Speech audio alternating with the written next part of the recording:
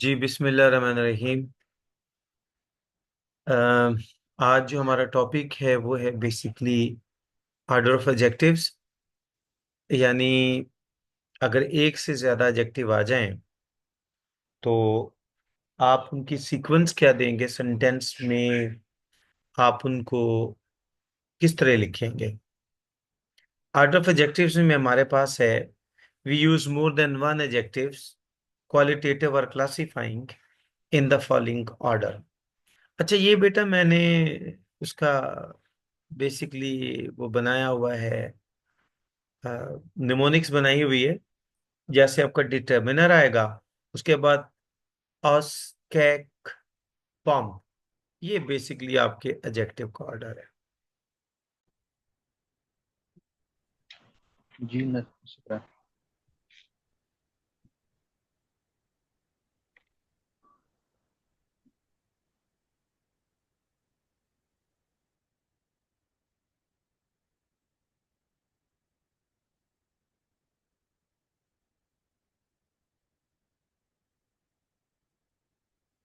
ये बेटे हमारे बेसिकली ऑर्डर का एडजेक्टिव एडजेक्टिव का ऑर्डर है।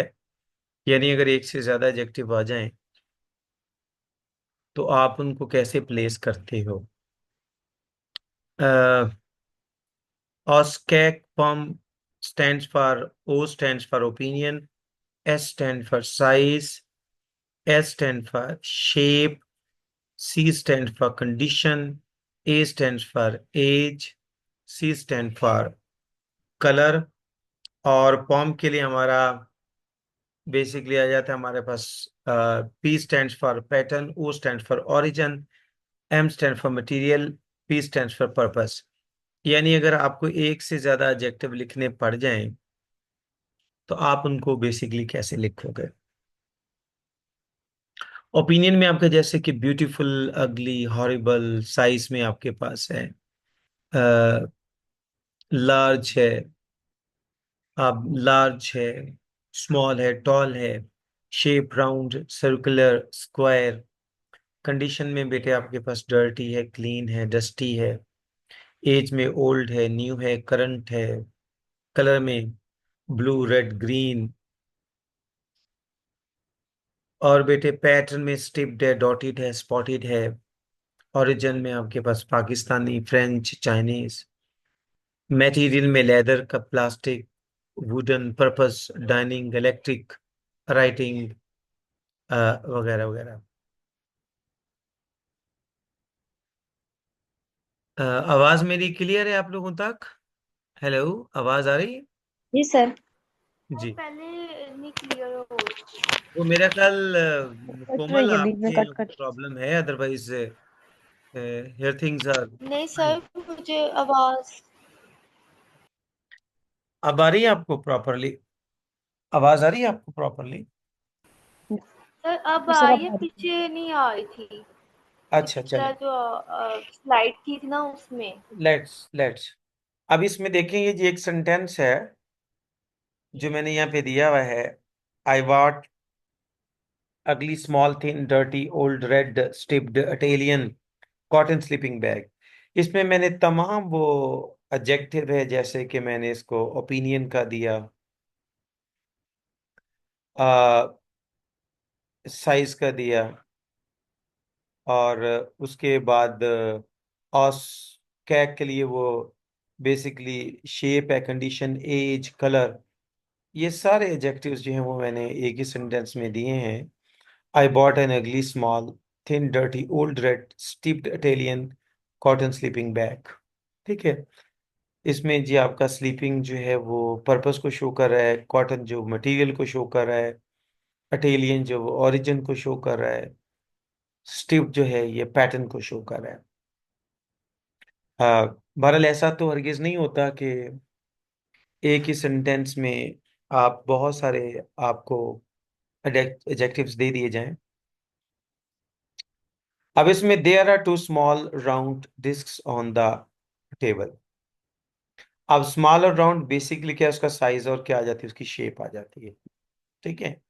यानी आपने जो नाउन के साथ कौन सा लिखना है, शेप लिखना है और साइज उसके बाद।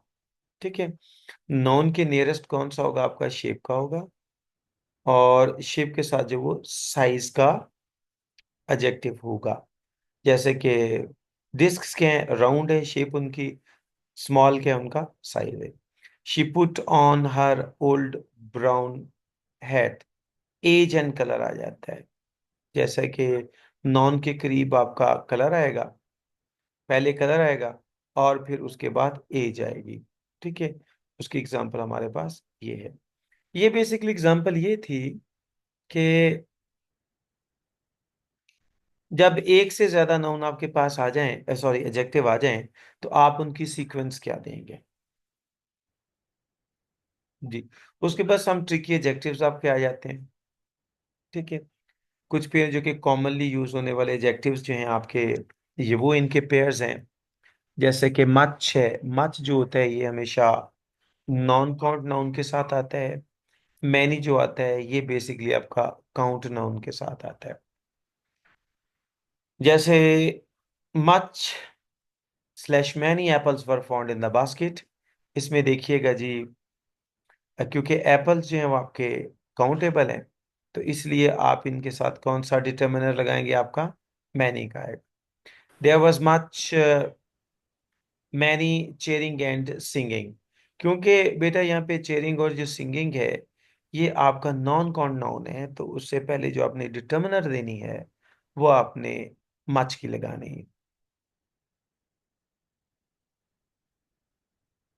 Few, a few, the few का यूजेज क्या है?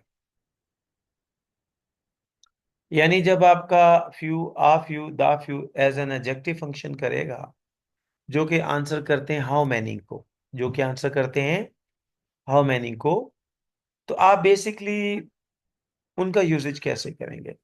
फ्यू, हार्डली, एनीवन, मतलब अगर हम आसान लफ्जों में कहें तो इसका बनता है ना होने के बराबर। क्या बनता है? ना होने के बराबर। आ फ्यू, स्मॉल नंबर, तादाद में कम। The few, small number which is particular, यानी चंद मखसूस। सेंटेंस क्या कहता है? Alas I have few friends in this city, अफसोस के इस शहर में मेरा कोई दोस्त नहीं। अफसोस के इस शहर में मेरा कोई दोस्त नहीं। फिर है she knows I have a few friends in this city, यानी वो जानती है कि इस शहर में मेरे चंद दोस्त हैं। यानी a few means small number of. The few, small number which is particular, वो मखसूस तादाद। The few friends I have are very sincere to me, वो चंद दोस्त जो मेरे हैं वो मुझसे बड़े सिंसियर हैं। बेसिकली फ्यू ना होने के बराबर, आ फ्यू चंद, दा फ्यू चंद मखसूस लोग।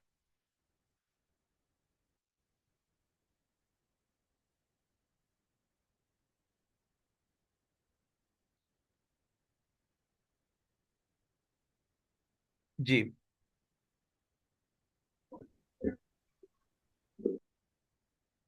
जी उसके बाद आपका आ जाता है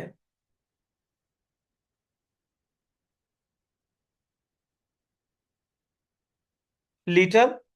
लिटल नेगेटिव क्वांटिटी के लिए, आ लिटल स्मॉल क्वांटिटी के लिए, और द लिटल पर्टिकुलर मैयत क्वांटिटी। लिटल ना होने के बराबर, और आ लिटल थोड़ी सी मिकदार, द लिटल वो थोड़ी सी मखसूस मिकदार के लिए।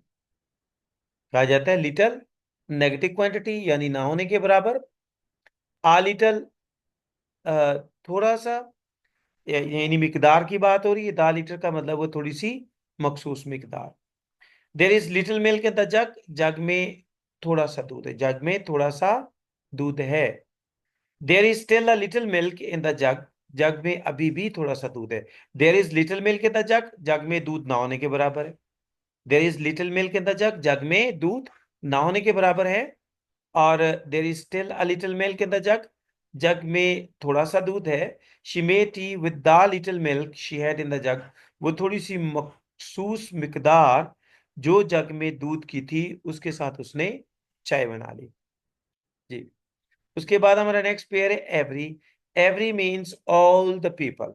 एवरी मीन्स क्या होता है? All the people. ईच का मतलब होता है one by one in turn. Every का क्या मतलब होता है? ऑल द पीपल, यानी एवरीबॉडी इज बाउंड, मतलब तमाम लोगों के लिए बात कही जा रही है।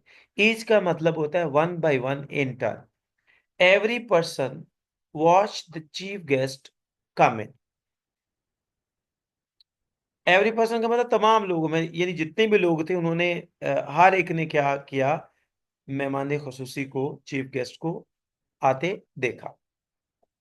Each person shook hands with the chief guest. जब हम ईच की बात करते हैं तो ईच का मतलब होता है वन बाई वन। ईच का क्या मतलब होता है? वन बाई वन इसकी सेंस आती है। उसके बाद बेटे, एल्डर और ओल्डर में क्या डिफरेंस है? एक चीज ध्यान में रखिएगा कि आपका जो एल्डर है ये हमेशा प्रेडिकेटिव एडजेक्टिव के तो प्रेडिकेटिव, सॉरी टू से, एट्रीब्यूटिव एडजेक्टिव के तौर पे यूज होता है। एल्डर हमेशा एट्रीब्यूटिव एडजेक्टिव के तौर पे यूज होता है, और ओल्डर जो है ये हमेशा प्रेडिकेटिव एडजेक्टिव के तौर पे यूज होता है। बेसिकली एल्डर क्या करता है? As attributive to show blood relation, ये खूनी रिश्ते को जाहिर करता है। Older as predicative adjective to show length of age, यानी उम्र की लेंथ को बताने के लिए। जैसे James is his elder brother, James is his elder brother, John is older than, James is older than John. Basically elder क्या है? ये आपका एट्रीब्यूटिव एडजेक्टिव है, ये हमेशा नाउन से पहले इस्तेमाल होता है, जबकि ओल्डर जो होता है ये जनरली लिंकिंग वर्ब के बाद यूज होता है। जी इरफान, मैंने क्या बताया ओल्डर और एल्डर का डिफरेंस? इरफान साहब।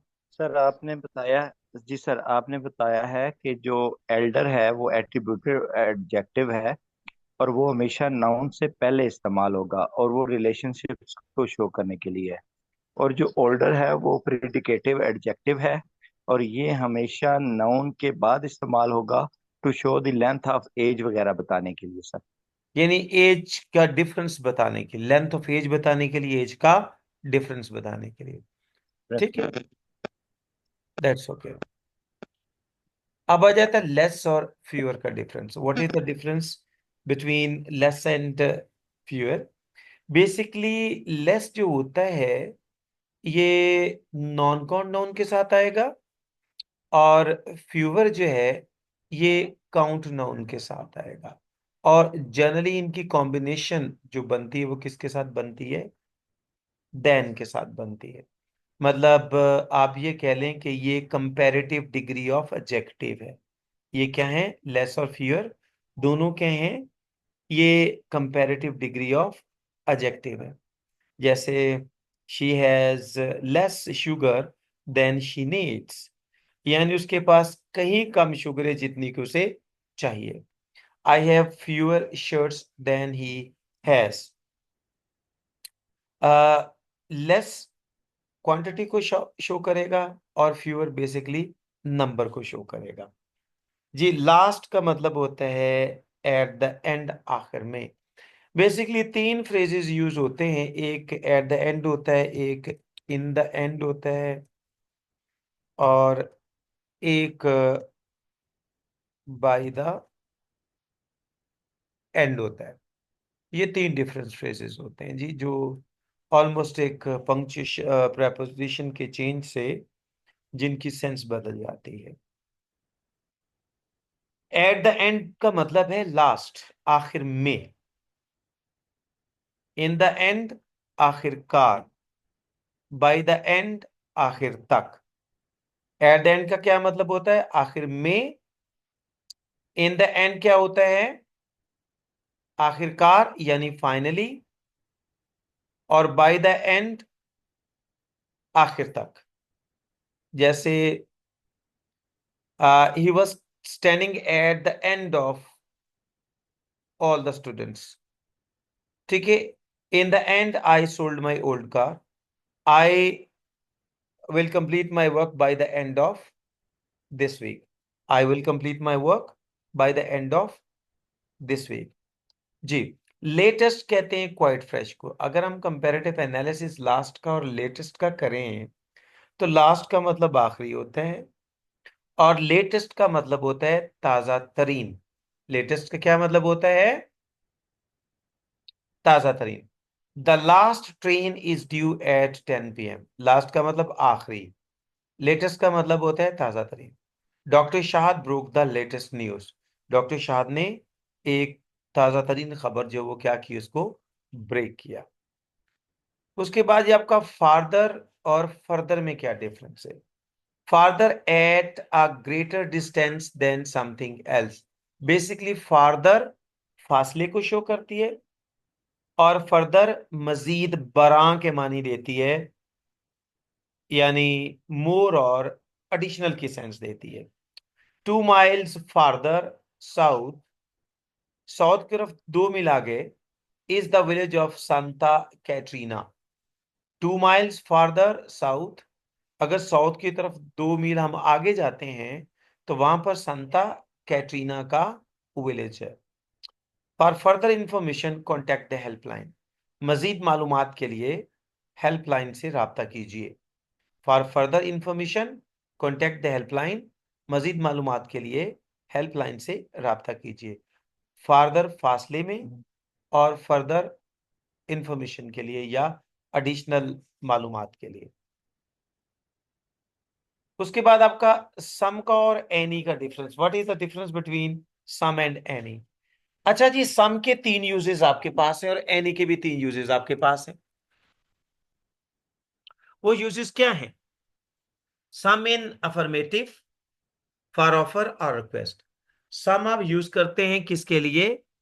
अफर्मेटिव सेंटेंसेस में, ऑफर पेशकश के लिए और रिक्वेस्ट के लिए।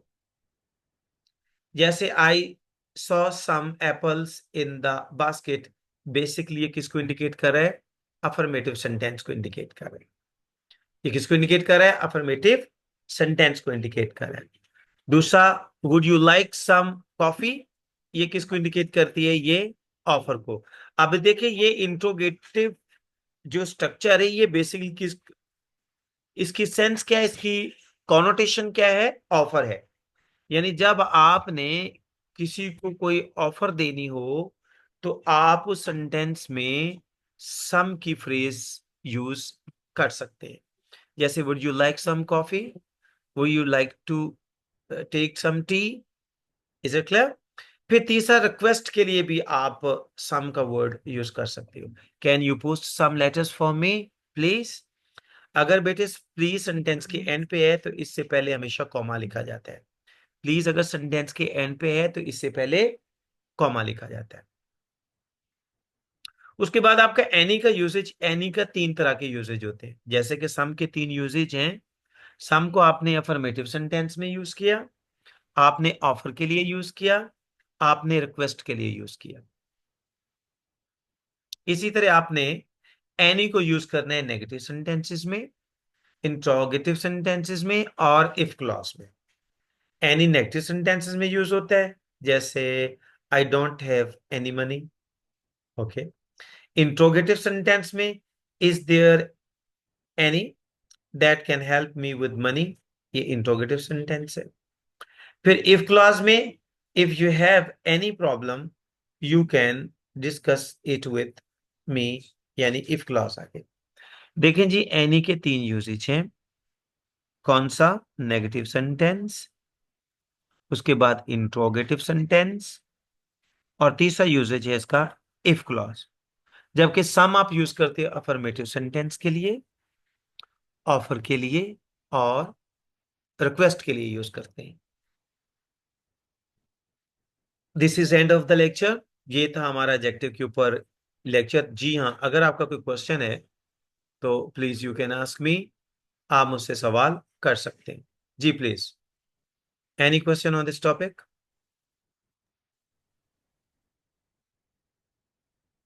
जी, अब हम बेसिकली डिस्कस करने जा रहे हैं। जी मेरी आवाज आ रही है आप लोगों तक? हम आप यस सर। जी अब हम ये सर आ रही है। जी अब हम डिस्कस करने जा रहे हैं पंक्चुएशन को। पंक्चुएशन का पहला पैरा हमारे पास क्या है? अच्छा, कुछ लोग बहुत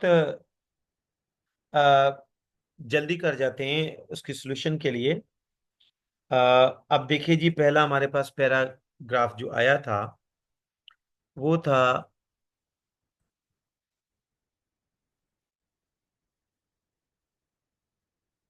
cut it off and sold it, set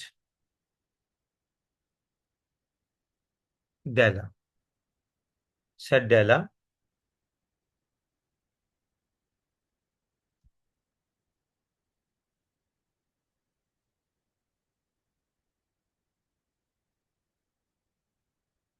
don't you like me no, I am me gym,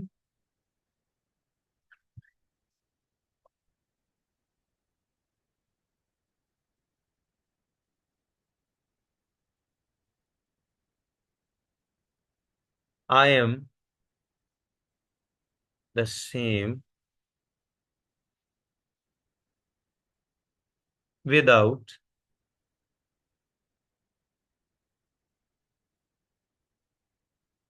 my hair. ये थी बेसिकली अपनी लाइन इसकी पंक्चुएशन की। जी प्लीज देखिए, सेंटेंस को सबसे पहले आप अवेलुएट करें कि इसमें एवेल्यूशन आप क्या करते हैं। Cut it off and sold it. जी आलिया, जरा इसको आप स्टार्ट कैसे लेंगे आप इसको जरा। आलिया एजाज साहबा, जी सर, जी इस सर, जी सर। सर, इसको बेटे सर सॉल्व इसमें करवाइए। सर इसमें सी कैपिटल आ जाएगा, सेंटेंस का फर्स्ट वर्ड कैपिटल होता है। जी बिल्कुल, सी कैपिटल आ गया। Cut it off and sold it. Sir मैंने तो इट के बाद ना इसको एंड कर दिया था, फुल स्टॉप लगा दिया था मैंने यहाँ पे। जी ठीक हो गया। ठीक, मैंने और सर मैंने क्योंकि ये जी मैं सर वो आपने जो पंक्चुएशन करवानी है ना, मैंने वैसे ही करती जानी बेटे, मैं फिर किसी और बच्चे से हेल्प ले लूंगा। जी आप ठीक आगे बोलिए। ठीक है सर मैंने एंड से पहले कॉमा लगाया था इसके अंदर, फैन बॉयज की वजह से कि एंड आ रहा था, इसलिए मैंने ऑफ के बाद कॉमा लगाया था। Cut it off comma and sold it. जी बिल्कुल ठीक हो गया जी। हम ले लेते हैं करेक्शन की। एस का सर सेड का एस बड़ा, जी डेला का डी बड़ा आएगा क्योंकि नाम है, नेम का फर्स्ट वर्ड कैपिटल होता है, तो डेला का जी भी मेरी डी बहन बड़ा बिल्कुल होगा। ठीक, आपने बजा आप बजा फरमा रही हैं जी। और सर मैंने इसको भी यहाँ पे स्टॉप कर दिया था, फुल स्टॉप लगा दिया था मैंने। जी ठीक हो गया, आगे चलिए। सर डोंट में डी मैंने कैपिटल किया, और आगे उसके ऊपर जो है वो से पहले मैंने कॉमा लगाया, वो जो हम लोग कॉमा लगाते हैं वो ए, लगाया था मैंने। ये लो मेरी बहन डी ओ आपने। And comma T. जी जी ठीक हो गया, ठीक हो गया। डोंट बोलिए। You like me, me now, now के बाद मैंने इसको क्वेश्चन मार्क लगा दिया था जी जी मेरी बहन, ये हो नाउ गया। के बाद। और और और बोलिए। Question mark. सर आई आई बड़ा लगाऊंगी मैं, आई कॉमा एम, आई में बड़ा कर दूंगी। नेक्स्ट जी बेटे। सेंटेंस आई, जी मेरी बहन, और आई कॉमा एम, कॉमा आई नहीं, इसको आई एम मी, फिर कॉमा। एपोस्ट्रॉफी बेटे सर क्या बोल, बोलते हैं? एपोस्ट्रॉफी एपोस्ट्रॉफी, या और कॉन्ट्रैक्शन मी भी के कह बाद मैं सकते हैं। कॉमा लगाऊंगी। या आप इसके लिए ना एक स्पेसिफिक वर्ड वो बी कॉन्फिडेंट कॉन्ट्रैक्शन बोल देते हैं, इसमें कॉन्ट्रैक्शन लगाइए। ठीक है सर। सर मैंने आई के बाद कॉन्ट्रैक्शन लगाई, और फिर मी के बाद मैंने कॉमा लगाया। मी के मी बाद आपने कॉमा लगाया। के बाद कॉमा।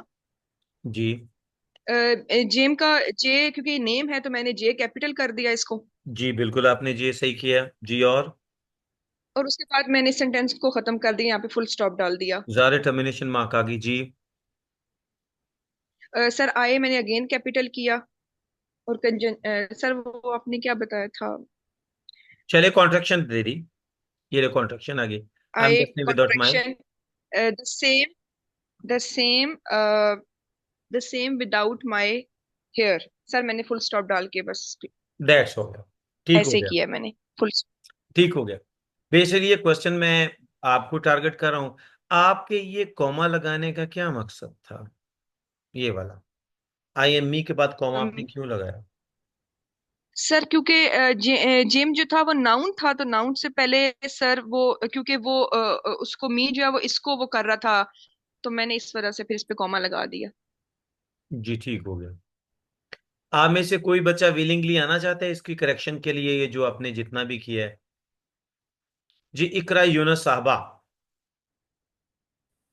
सर मैंने इसको कट इट ऑफ को इन्वर्टेड कॉमर्स में लिखा था, इसको और आपने बाकी तकरीबन, जी ठीक हो गया, ये आपने बाकी मेरा तकरीबन, इन्वर्टेड कॉमर्स में आ गया जी। और इसके बाद सेड से पहले मैंने कॉमा, मैंने नहीं इसको नहीं भी मैंने आपने नहीं इन्वर्टेड लिखा था। कॉमर्स में लिखा, ये से पहले आपने क्या हाँ देना है, कॉमा दिया सर, आपने? इधर से इट, इट पे इन्वर्टेड कॉमा खत्म कर दिया था जी। इट, ये जो इन्वर्टेड कॉमा है, ये कॉमा आपने लगा दिया, अब जो इन्वर्टेड कॉमा है ये इट के अंदर लगेंगे वो या बाद बाहर में लगेंगे? लगाना। हाँ जी, नहीं नहीं, बाहर लगेगा सर, बाय बाहर लग गया, लगेगा बाहर। बाय लग गया। अब उसके बाद सर सेड का तो मैंने स्मॉल लेटर में ही लिखा है आपने स्मॉल लेटर लिखा है, ठीक हो गया। जी। और ये आगे तकरीबन मेरी यही है, सारी punctuation. Don't you like me now, I am me Jim, I हाँ am the G. Same with my. जी ठीक हो गया। ऐसा ही है जी, प्लीज इरफान साहब प्लीज।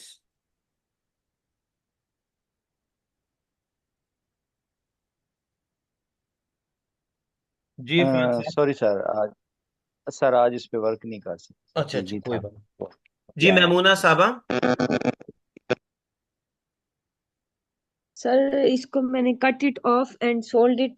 सर ये कॉमा जो इट के बाद लगाया वो बाद में आएगा, इन्वर्टेड कॉमास पहले आएंगे, क्योंकि वो डायरेक्ट स्पीच है ना, वो उसको पहले। क्या क्या क्या बोलिए, क्या बोलिए सर ये? जो cut it off and sold down, ये डायरेक्ट स्पीच है, तो इसको मैंने इन्वर्टेड कॉमास में लिखा है, और जो बाद वाला इट के बाद कॉमा है वो बाद में आया, यानी इन्वर्टेड आपने कॉमास यहाँ के से बाद, उठा दिया है, क्लोज करने के बाद। आपने यहाँ पे उठा दिया है, ये जी सर। यहाँ पे आएगा, ये वाला ना, यस ऐसे? सर। जी ठीक हो गया। और सर फिर आगे डेला, उसके बाद भी don't you like me now, I M, सही आई एम मी के बाद कॉमा नहीं लगाया मैंने, आई एम मी जिम, इसके बाद कॉमा लगाया है। आई एम मी जिम के बाद आपने आई कौन? एम मी जिम, आगे कॉमा, फिर I am the same without my hair, और फिर फुल स्टॉप, मतलब ये जी। कंटिन्यूस सेंटेंस लास्ट वाला। हम्म।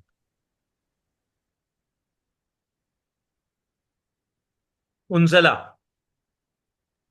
जी सर। सर मैंने इसमें कट इट ऑफ के बाद कॉमा नहीं लगाया, क्योंकि ये शॉर्ट फ्रेजेस आपने कहा था फैन वॉइस से पहले आप बेशक कॉमा ना लगाएं। बिल्कुल ठीक कहा कट आप। इट ऑफ एंड, ठीक, उसके बाद सोल्ड इट के बाद कॉमा आएगा, और जो दो कॉमे सर इनको क्या कहते हैं वो बाद में इन्वर्टेड। आएंगे, ठीक है। Inverted commas.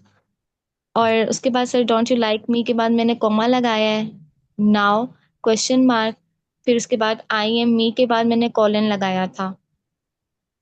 Don't like me के बाद कॉमा। जी सर। अच्छा, और सर आई एम मी, मैंने इसमें सेमी कॉलन लगाया था आई एम मी के बाद। उसके बाद आपने सेमी कॉलन क्या सोच के लगा दिया? सर एक्सप्लेन कर रहा था ना मी को। तो सेमी कॉलन तो कभी भी एक्सप्लेन नहीं करता गुड़िया। सर सेमी कॉलन मैंने पढ़ा था सर, लॉजिकल एक्सप्लेनेशन देने के लिए सेमी कॉलन का इस्तेमाल करते हैं। वो तो क्लॉजेज में आता है। जी जेब अब्बास तीम ओके साहबा। सर। जेब अब्बास तीम साहबा। जी सर, अस्सलाम वालेकुम। वालेकुम सलाम। सर जो मैंने लगाया था sir, cut it off and sold it को मैंने कोमे के साथ लिखा था, और इन्वर्टेड कॉमास नहीं लगाए थे।